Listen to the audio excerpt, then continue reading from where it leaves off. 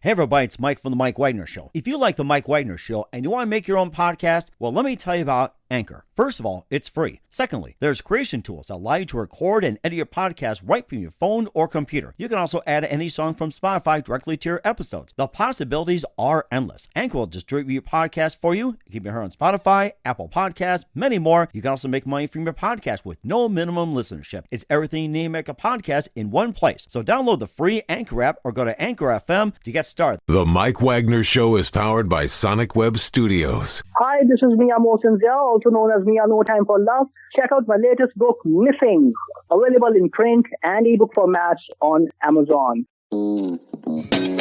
It's now time for the Mike Wagner Show, powered by Sonic Web Studios and sponsored by international award-winning author Mia Mosinzia of Missing. The Mike Wagner Show can be heard on over 40 podcast platforms, as well as HamiltonRadio.net, Diamonds FM, and the MikeWagnerShow.com. We can be heard in over 100 countries, featuring over 1,000 well-known and amazing guests throughout the globe. And named one of the top 100 global podcasts in the New York Weekly Times, Hollywood Entertainment News, Los Angeles Weekly Times, Apple, and Chartable. So sit back and relax and enjoy another great episode of the award-winning Mike Wagner Show.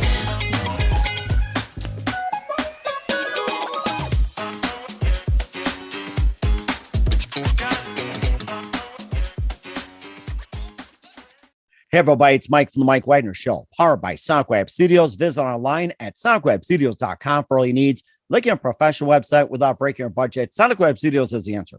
Sonic Web Studios offers fast, affordable custom web designs that blow the competition away.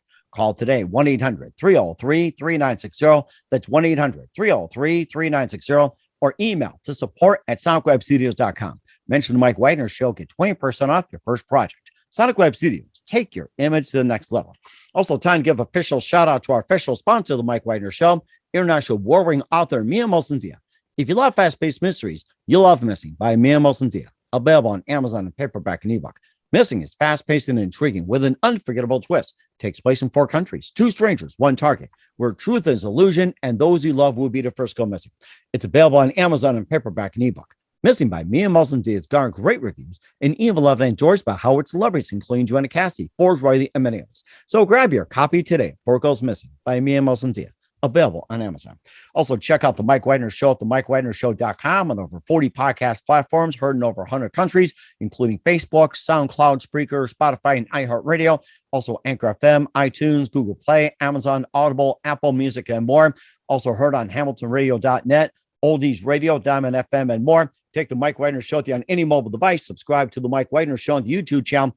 Follow the Mike Wagner Show on Instagram and Twitter today. And for great gift ideas, go to Amazon.com and check out the Mike Wagner Show podcast. T-shirts, pop sockets, throw pillows, tote bags, hoodies, baseball gear, and more. Makes great gifts 24/7. Go to Amazon.com and check out the Mike Wagner Show podcast. And for more great gift ideas, go to Amazon.com/Mia Mosinzia for great books like Missing, Once, and Wrinkles. Also T-shirts, pop sockets, hoodies, phone cases, a lot of cool merchandise. Amazon.com/Mia Mosinzia. Check it out today. I'll support the Mike Wagner Show on Anchor FM, PayPal, themikewagnershow.com. You can buy me a coffee at buymeacoffee.com at the Mike Wagner Show. Make sure you do so today.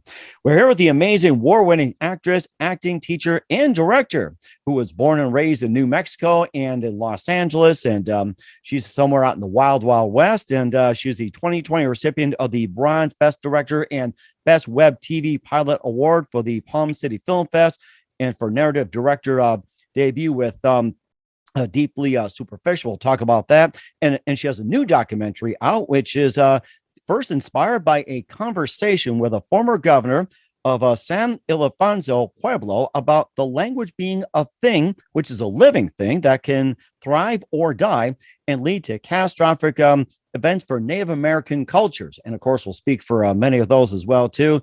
And this documentary aims to inspire and educate the people in all backgrounds, and also the importance of preserving the language and traditions of a culture. And she has also been in other movies like The Cellar Door, Brain Dead, Undercurrent, Officer Down, and more. Live, ladies and gentlemen, from Plus Studios, somewhere out in the wild, wild west.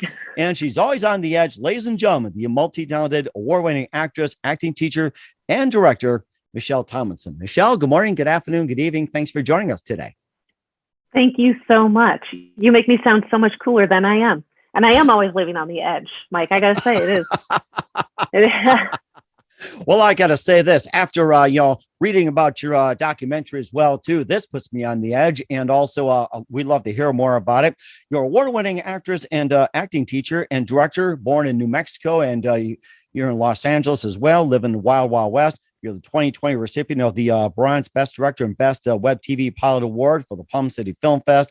And you also have some movies out there called The Cellar Door, Brain Dead, Undercurrent, Officer Down, Kung Fu Femmes, and Rise of the Millennial. And you also direct a couple of movies, and also you've been in a narrative. We'll talk about that. And before we talk about Edge and more, tell us how you first got started. I first got started when I was in high school. Well, theater, when I was 6, I was a dancing tree in Snow White. And then in high school, I know it was my big stage premiere, stage debut. And and when I was in high school, there was an amazing video productions class and entire community. And this woman named Leslie Duran was in charge of all of it. And this woman was amazing because she really encouraged all of us to, as we would call it now, create content, use our own voices to create content. And it usually took form of different news articles, or we would make music videos, and just all kinds of different things that would get me behind the camera, where I learned how to tell a story, shoot the story, edit the story, and kind of glue the whole thing together in order to present it to other people. When I got to college at Eastern New Mexico University of Portales, the theater department spoke to me much more than the communications department did, which was a surprise. I was expecting to go into communications. My whole path I thought was going to be journalism. And I really had this, burning desire to tell the truth, to always try to figure out what the truth is behind each story. And then I got into theater with a couple of classes. I thought, this will be an easy A, beginning acting class, and a theatrical makeup class. And it was somewhere between reading some of my first plays ever and putting a mustache on me, with spirit gum and all these weird little hairs and things. Somewhere between all of that, I all of a sudden was like, this is home. This is the thing. And that's what I wound up getting my degree in, was a BFA in theater performance down at ENMU. And so I had this concoction of a video productions background mixed with acting. And then when I first got to LA, it was acting, tons of it. Did a million different day jobs that included working at post-production sound facilities, casting assistant, teaching assistant. I sank into everything, production assistant, because I knew from the get-go that I wanted to experience the entirety that our industry has to offer us. I knew that I just had this voracious appetite to learn everything as much as possible about all of it, because I had a feeling that I tried to fight for a long time, but I had a feeling I was going to end up being a filmmaker. It was just always a strange inkling. And so I took all these different jobs to learn as much as possible about what that would even look like. And here we are, doing all the things. And that's amazing as well, too. You learned everything all in that span of time as well, too. And sometimes I have trouble trying to cram it all in, which just overflows. But I mean, you just got amazing drive. And what was that one precise moment that simply influenced you into what you're doing for the rest of your career? Oh, James Mountain, I think, might have been that moment. I was on the phone,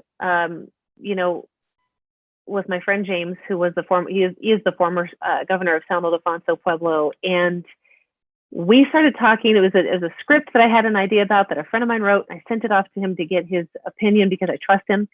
And we started talking about how he was on a mission to save the Tewa language, San Ildefonso. And I was like, I don't understand what that means.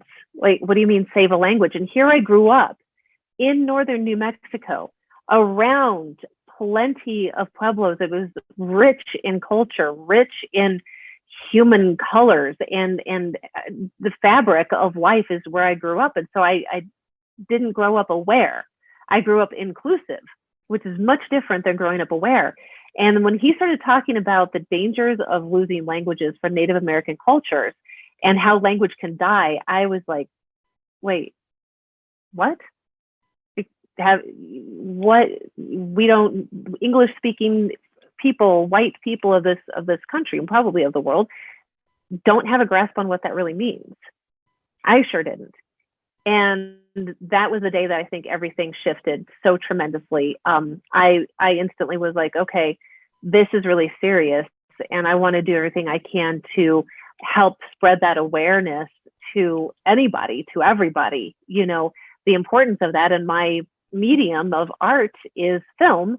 And I said, dude, I think we need to make a documentary about this and try to turn that documentary into an educational and inspirational tool for other people to glean something from, if it's just support or just awareness, or, you know, it's a call to action for everybody. And I got my friend, the amazing Lori Bowen, who's brilliant beyond measure, and to start co-producing it with me. And before you know it, we were starting to shoot and all these different interviews, which was really challenging because, you know, here we are, my first documentary for sure. And here we are, these two white women going, we want to talk to you about preserving Native American language and culture. And we're dead serious about it. And, you know, it was challenging to get that started because the Native American cultures, all of them have been so severely ripped off and genocide. And, you know, it was a tough moment, and James really helped open the doors, and we were able to shoot a lot at the Indian Pueblo Cultural Center in Albuquerque. And I was able to interview the CEO there, a guy named Mike Canfield. They just opened their doors so beautifully and so wonderfully, because the Cultural Center is a place for education and inspiration so that people can go. It's a place for people to go to learn more about their own cultures, and for non-Indigenous folk to learn more about how to support Native cultures. And so getting to shoot there and getting to shoot some of the dances, we had these dancers from Owingeh Pueblo were there, and getting into all of the interviews, I learned so much, Mike, and I feel like I could fill the deepest canyon on the planet and take that earth all the way to the stars with what I feel like I still have to learn. That's rather interesting. And you talked about, and what was that language you said that was in danger? Was it the Pueblo, or what was the name of that language? What was it? All of them, all native languages, all of them across the board, across the world, across this country, all of them are in danger of dying. And the one I did mention was the Tewa language. Yeah. What was it? The Tewa? Tewa. Tewa. Tewa language. Okay. Tewa. Okay. All right. Tewa language. Yeah. Okay. Because I was going to ask about that particular language with the Tewa. It's like, how many people are left that speak the Tewa language, and, you know, what's causing to be extinction and everything like that. And how many people were around that time that was speaking the Tewa language? When we started shooting this in 2018, at that time, in the San Ildefonso Pueblo, my understanding, and I could have it slightly off, my understanding that there may have been about a dozen or so elders left in that Pueblo. Wow. Yeah. Wow. Definite wow. And part, you know, to be real honest, part of what, like, where the language, as I understand it, broke is with genocide when we got here. You know, not only was there the physical strikes and the killings and all of the things of invasion, basically, lack of a better term, definitely an invasion, but the you know, the children were taken from their homes. Grown-ups were beaten and murdered for how they lived, for how they ate, for how they did anything. And of course, when you have a child, you want your child to have a whatever kind of life that is better than what you had, right? On some respect or another. And so you have all of these Native Americans choosing to protect their children to not have it as bad as they did.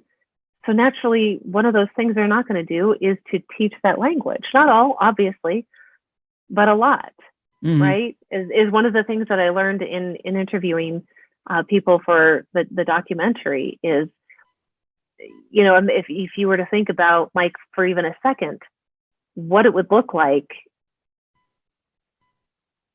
just to get beat for how you ate food, for saying a word that wasn't, you know, proper, quote unquote, that wasn't in English, for getting beat, for trying to stay true to who you are on any level. And that's, from what I understand and from what I've learned in making the movie, that's ground zero, dude, where it all just broke. Right. Yeah, that makes perfect sense too. And it's really sad about that. And besides the Tewa language, what are some of the other languages that still exist? And what are some of the ones that are on the verge of extinction? They're all on the verge of extinction. Is there a particular one? You mentioned the Tewa. Is there like a branch or a sub branch or anything like that? I can't even think of all the languages near extinction right now, because it's just been so all-consuming to recognize that all of them are. You know, there's the Keres language, and there's a great monastery, which is I cannot place the pueblo, forgive me. There's a Montessori school, though, that has been started that teaches Keres language. You know, the Zuni Pueblo, they teach Zuni in the schools. And, you know, as a gentleman that I interviewed from Zuni pointed out, he said, he was a teacher for a while, and part of what that struggle looks like was, okay, well, the kids are learning, you know, Zuni, for example, as he was saying in the documentary, that they were learning that in school, but not being spoken as much at home. Because, I mean, you know, it's been whitewashed to say, like, you have to speak English and that's the only language. If you're going to be accepted by this society, you have to speak English. You have to assimilate. You have to cut your hair. You have to dismiss any of your cultural doings. You have to dismiss everything that matters to you and that mattered to your ancestors. You have to dismiss all of that and assimilate to how Western Europeans have decided that we all have to live. So, I mean, you have, you know, what, a couple hundred years of that being driven down your face. That's going to create some pretty serious scars. And the reason why I mentioned about the different types of languages is because this one particular group came to mind. If it's a Pueblo or whatever it is, it's an offshoot of Zuni or whatever it is. I remember there was a group of Native Americans that were using a code. I think it was in World War II. To the Navajo. Yeah, that was it. The Navajo. Yeah, and I was thinking of that. And I was just thinking they use it for good because, nobody else knew the Navajo but themselves. And they use that code to communicate with the Allies. And that's how they helped us win the World War as well. So I was thinking along those lines. It's like, they use the Navajo and also the Tewa, the Zuni, and everything else. Like, like some of the benefits of it too. The Navajo use that language to help defeat the Japanese in World War II.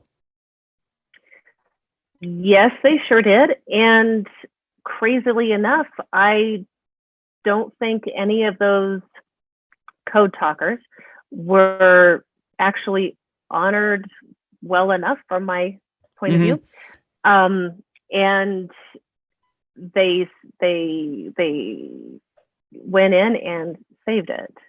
And the Navajo Nation, my sister is also Navajo. The Navajo Nation has a very big piece of my heart.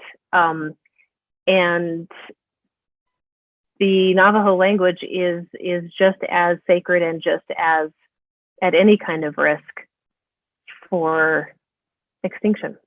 Mm-hmm. as anything else.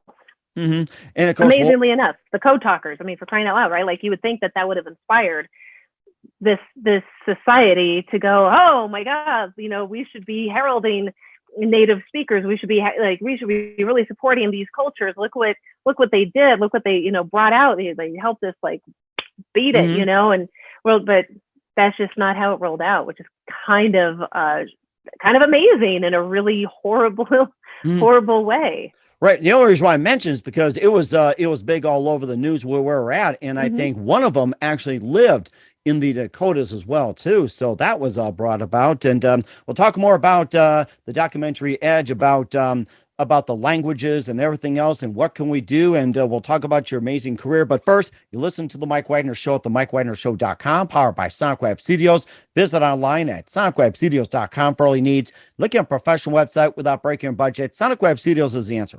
Sonic Web Studios offers fast, affordable custom web designs that blow the competition away. Call today, 1-800-303-3960. It's 1-800-303-3960, or email to support@sonicwebstudios.com. Mention the Mike Wagner Show, get 20% off your first project. Sonic Web Studios, take your image to the next level. Also, time to give official shout out to our official sponsor of the Mike Wagner Show, international warring author Mia Molson-Zia. If you love fast-paced mysteries, you'll love Missing by Mia Molson-Zia, available on Amazon in paperback and ebook. Missing is fast-paced and intriguing with an unforgettable twist. It takes place in 4 countries, 2 strangers, 1 target, where truth is illusion and those you love will be the first to go missing. It's available on Amazon in paperback and ebook. Missing by Mia Molson-Zia has garnered great reviews and even loved and endorsed by Howard celebrities, including Joanna Cassidy, Forbes Riley, and many others. So grab your copy today for Girls Missing by Mia Molson-Zia, available on Amazon. Also, check out the Mike Wagner Show at the MikeWagnerShow.com on over 40 podcast platforms, heard in over 100 countries. Take us with you on any mobile device. Subscribe to the Mike Wagner Show on the YouTube channel. Follow the Mike Wagner Show on Instagram and Twitter today. And for great gift ideas, go to Amazon.com and check out the Mike Wagner Show podcast. And for more great gift ideas, go to Amazon.com/Mia Molson-Zia for great books like Missing, Once, and Wrinkles, and great merchandise and more. Amazon.com/Mia Molson-Zia. Check it out today. Also support the Mike Wagner Show on Anchor FM, PayPal, the MikeWagnerShow.com. You can also buy me a coffee at buymeacoffee.com at the Mike Wagner Show. Make sure you do so today. We're here with the amazing award-winning actress, acting teacher, and director who was born in New Mexico and living in Los Angeles, not in the Wild Wild West, and she's got the new documentary Edge. Michelle Tomlinson here on the Mike Wagner Show. Before we continue talking about your amazing documentary and learning more about it, you've been in the business for quite some time. You were in The Cellar Door, Brain Dead, Undercurrent, Officer Down, and Kung Fu Femmes, and Rise of the Millennial. Before you get to your directing duties as well too, and tell us more about some of those productions as well too, and what inspired you. Oh, I fell into horror. Like, it was so much fun. Oh my gosh. Horror films are such a blast to make. And I am a real big geek when it comes to practical effects, where you can see the thing happening and it's just really cool. And somebody actually just the other day reached out to me on Instagram asking me, how did you die in Brain Dead? Like, can you talk to me about some of the special effects that they used in that moment? Because I'm making a film and da-da-da-da. And I was so stoked that somebody reached out, because, a lot of these films were ages ago at this point. And so it was really fun to revisit how I died in Brain Dead with slime and this special cap, and how, I got thrown in a fire, and the fire was literally just the lights, right? It's just the trick of the lights, going off and on and whatnot. And it was just a lot of fun. And I auditioned for things, and I booked the things that I was meant to book. And I love making movies. Movies to me is kind of the closest thing to theater. Nothing against television. TV is great. And I love, doing web series and stuff like that. But there's just something about movies that really calls me in my whole being. I just love acting in them. I love directing them. I just love doing it. That's very fun. That was very interesting. And who are some of your favorite actors, actresses growing up, along with some of the movies you enjoyed watching? Oh, well, I'm kind of a nerd. I love Die Hard. I love my favorite movie, Yippee-ki-yay! Yippee-ki-yay! I mean, it's the best Christmas movie ever. And I grew up watching a lot of action films and a lot of war films and a lot of horror films. And so when I was a little kid, I loved things like the Nightmare on Elm Street. Freddy Krueger was amazing. And as I grew up a little bit more, I really fell in love with Angelina Jolie. Love her work, love her humanitarian work. I love that she is really a self-built woman and has worked really hard to get to where she is. And I love her work. And my daughter loves her work, so it's very cute. Very cute that my 6-year-old can also say that she enjoys Angelina Jolie. So it's kind of cool. Oh, that's so amazing too. And of all the movies you've done too, what was the most favorite you've done and why? Brain Dead was a blast. It was just silly, ridiculous fun. Kevin Tenney was the director for Brain Dead, and he's a brilliant, brilliant man. He came from the fame of Witchboard, and he's a gigantic smart aleck. And so the joke is that we would laugh all the time, and he and his wife actually are like family to me and have been since the movie. And we just had a lot of fun. I mean, we shot in a tented cabin. It was 105 degrees. Without the tented cabin. And so inside the cabin, it was somewhere around 115. So there were some really excruciating physical things to go through in making that film. And Kevin just had a way about him that made it fun. And, it was ironic. My boyfriend at the time, he and I both auditioned for the film, and we both just happened to book it. And so driving back and forth from set was, a breeze because it was just a lot of fun. It was just really fun. There was a lot of laughter on a set that it was 9,000 degrees, and it was just a lot of laughter. Yeah, that must have been hell itself too. That's a horror film, right? Too. It's like 9,000 degrees of hell. 9,000. Yeah. Totally. Oh, yeah. I think that's a great idea for another movie too. And you can get some of the people on edge. It's like, this is what you did to us. 9,000 degrees on you. Oh, wouldn't that be nice? I know, I'm kidding, but you also directed the film called Redemption as well too, and you also were in a narrative in a podcast called Porque, Porque, and is that right? Porque or Porque? How? It's actually called Porque. Porque. Okay, got it. All right. Yeah, it's the podcast. It's really so cool. This guy named James Charleston created this wonderful world that centered around the town of Porque and the Porque sheriff, and the original name of it was Frijoles de Arroz, but he had been an acting client of mine some years back, and he was like, listen, I'm going to create this podcast, and it's going to be fully narrative, and it was literally a throwback to radio storytelling back in the day on those serial Saturday nights or whatever they were called. Oh, I remember those, yes. Total throwback with the Foley, the sound effects and all the things happening, and so it was this really rich tapestry that I was able to be the casting director of all of these different characters woven together in this small town, and how this small town, fictional small town, dealt with politics and resistance and different forms of standing up for yourself with, I think it's nonviolent resistance, all the forms of nonviolent resistance, I think is the technical term. And it's kind of educational in a sense of, not to lose your cool if you're arguing with somebody over politics, for example.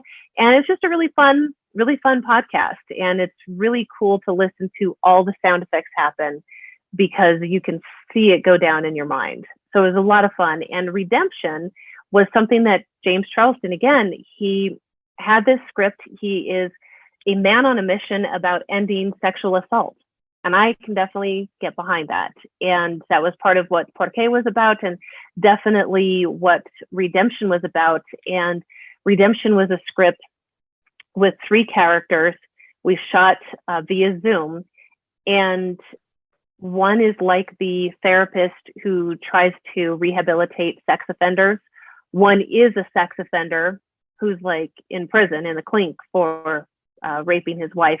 And the other is the bureaucrat, the guy who wants to throw away the key, lock him up, throw him away the key. And that's the only way to give rehabilitation to any of these offenders.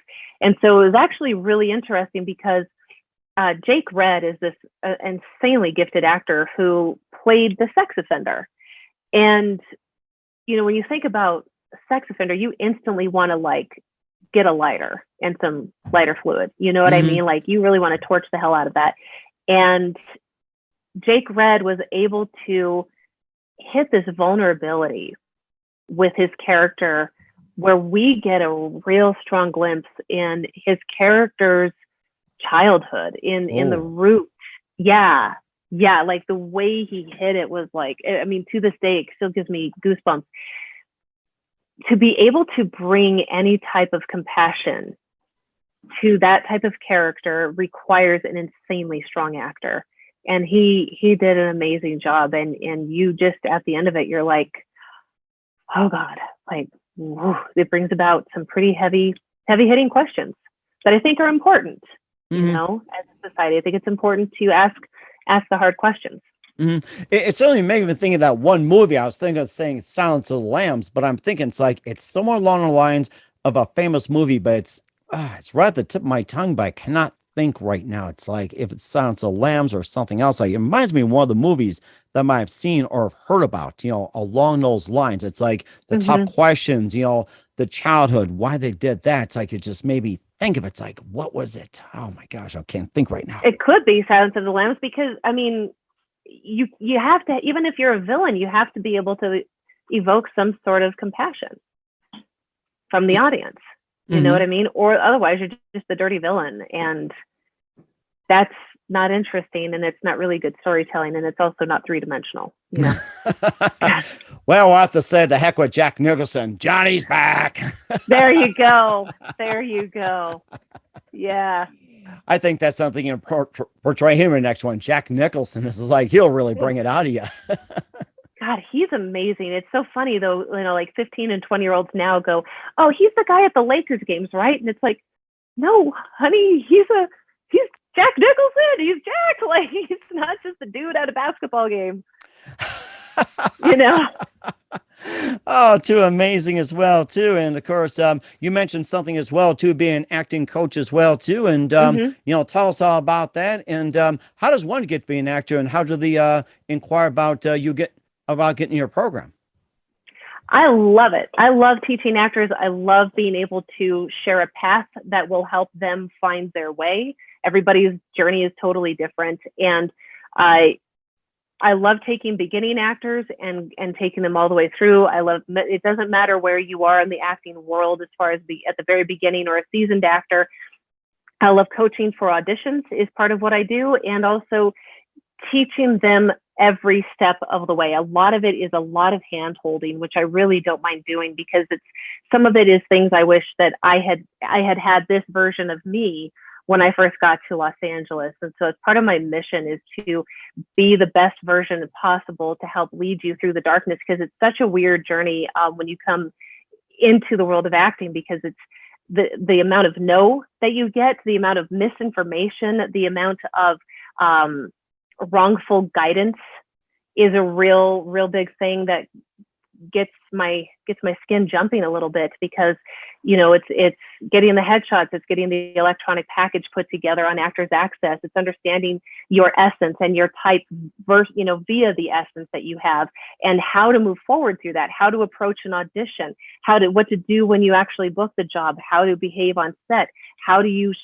show up prepared and ready for a table read when you do book the gig. I mean, there's so much into the world of acting that a lot of people, they see it on TV, and especially younger people, they see it on TV and go, oh, that looks so easy. If I just practice this scene or this monologue the way that Jack Nicholson did it in this movie, then I too can be the actor. And there is just so many layers of dedication, voracious hunger, and appetite for the industry that you have to have if you even want to think about moving forward in it.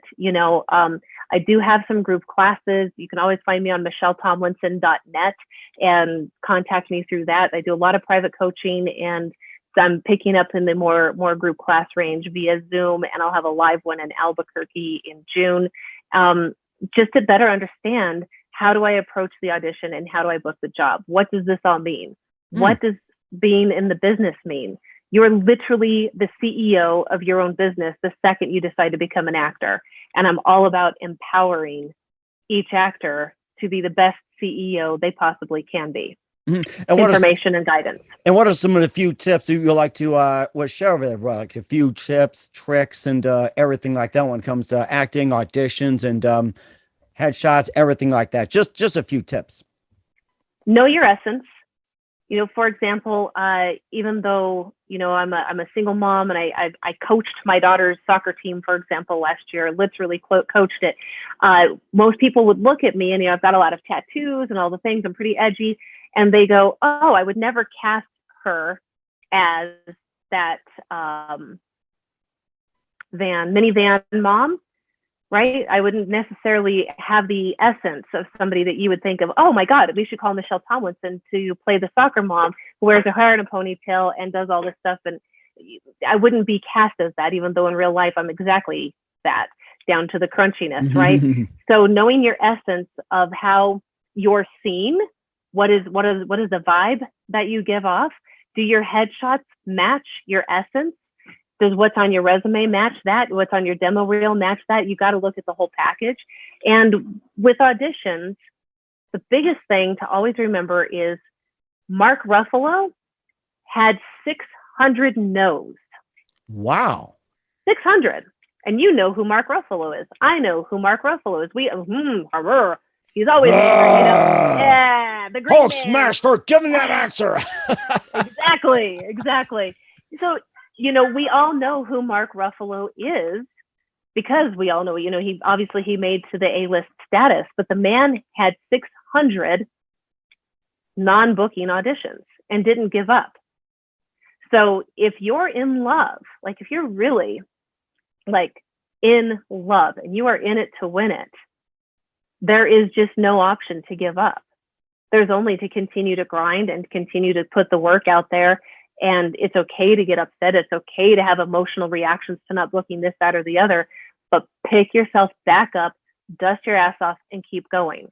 Like, that's it. That's the big, giant key to success in this industry.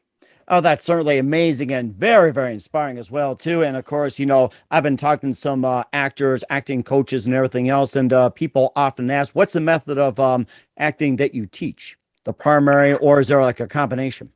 It is a combination. Absolutely. It's a combination between Stella Adler, which is my most favorite form of scene study. And then it's a combination of Stella Adler from Arthur Mendoza and my friend Amy Linden from her Linden technique. It is literally a combination of those two things that I love. I just love teaching. Yeah. That's very interesting. And where can we find all your movies at? Where can we get more information? And how do we get into your academy? And also, especially with your documentary Edge, where can we find all that? You can find all the things on IMDb, on michelletomlinson.net. My Instagram is, oh my God, what is my Instagram? I think it's _Michelle_Tomlinson, maybe. There's we always can look it up. fresh stuff on there. Yeah, you can look it up. Find me there. And Edge, we're going to be showing some of Edge at the Indian Pueblo Cultural Center, actually the weekend of June 4th and 5th. Details to come on that. We will certainly check that out. What's coming up for the amazing Michelle Tomlinson? We'll find out just 1 minute. You listen to the Mike Wagner Show at the MikeWagnerShow.com, powered by Sonic Web Studios. Visit online at SonicWebStudios.com for all your needs. Also brought to you by official sponsor of the Mike Wagner Show, international award-winning author Mia Molson's The Missing, available on Amazon and paperback and ebook. We'll be back with award-winning actress, acting coach, and director, and also of Edge, Michelle Tomlinson, after this time. The Mike Wagner Show is powered by Sonic Web Studios. If you're looking to start or upgrade your online presence, visit www.sonicwebstudios.com for all of your online needs. Call 1-800-303-3960 or visit us online at www.sonicwebstudios.com to get started today. Mention the Mike Wagner Show and get 20% off your project. Sonic Web Studios. Take your image to the next level. Hey everybody, my name is Forbes Riley and I'm an American actress and a TV host. And I was delighted when I got my copy of Missing, which is Extraordinary Relation of Ordinary People based on a real life relationship. It's well written. It's amazing.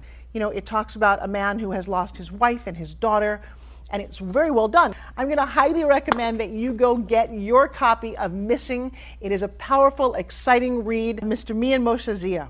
He is the author of Missing. And I want to give a big shout out and a kiss all the way halfway around the world to my dear friend. Check him out at Mia's website. It's called www.miamotionzea.com. Missing, available on Amazon. Again, I'm Forbes Riley, and I will see you again soon. Bye-bye. Hey, this is Ray Powers, and boy, are you in luck. Right place, right time. Tuned in to the Mike Wagner Show. You heard me.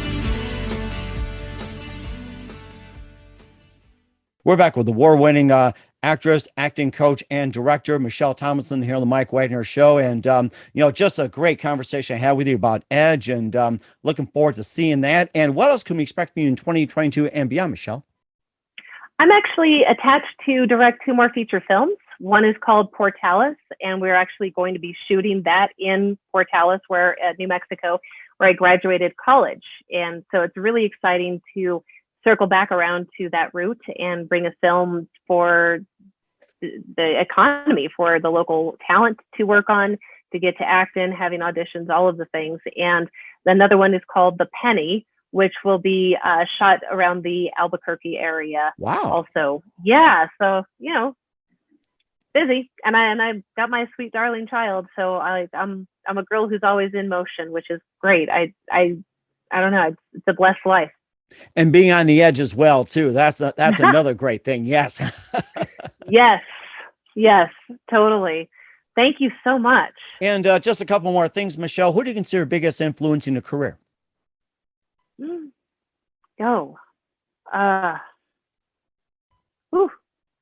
Biggest influence in my that is a really good question.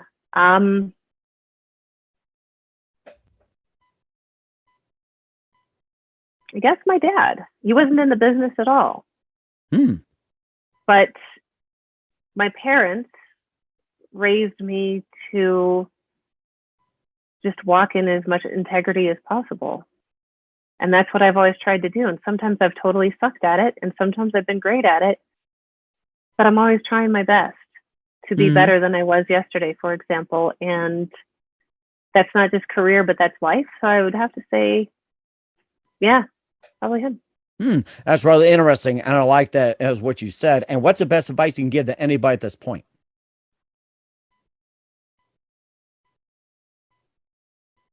If there is breath, there is hope.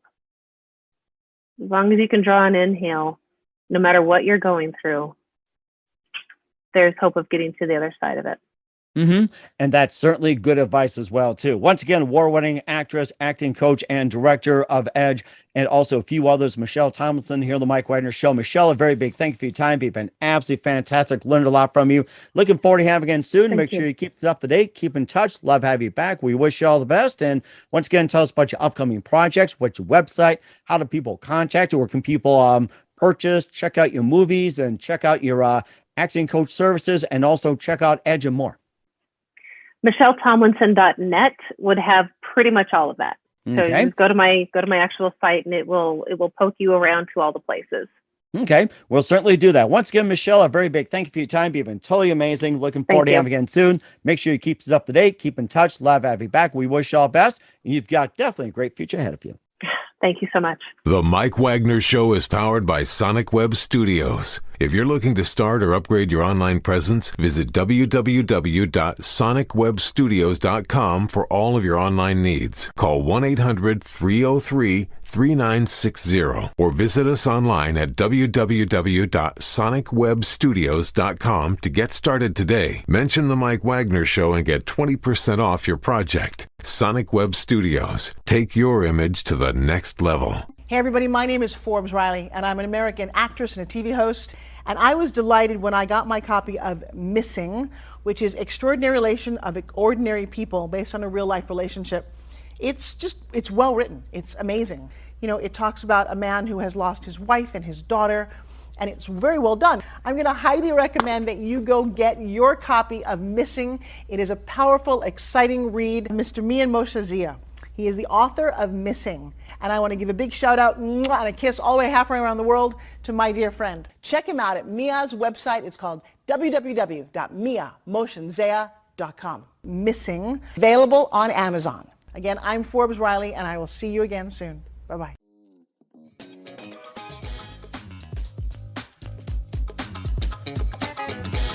Thanks for listening to The Mike Wagner Show. Brought to you by international award-winning author Mia Mohsen-Zia of Missing.